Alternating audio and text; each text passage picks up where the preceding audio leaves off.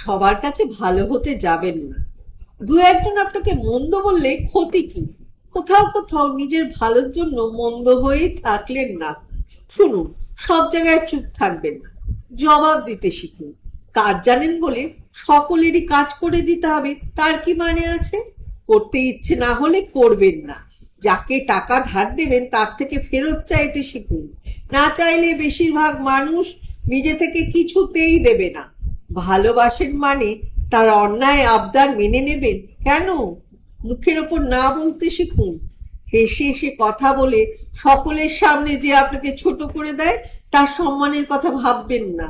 আপনার দুর্বলতা নিয়ে যে খোঁচা দেয় রোজ, পাল্টা খোঁচাটা তাকেও একদিন দিন। সব মেনে নেওয়া, সব মানিয়ে নেওয়া, সবার কাছে ভালো থাকার মধ্যে কোনো গৌরব নেই। এর জন্য আপনাকে কেউ নোবেল দেবে না। নিজের ভালো থাকাটা বড্ড জরুরি। যত নরম থাকবেন তত আঘাত পাবেন। আঘাত পাওয়ার আপনার অধিকার নয়। সাপের লেজে পা দিলে সাপ ফোঁস করে বলেই তো সাপকে সকলে ভয় পায়।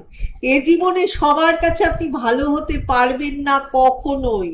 কারো কারো কাছে নিজের ভালোর জন্য মন্দ হয়ে বাঁচাটা কোনো দোষের নয়। লিখেছেন সরজিৎ ঘোষ।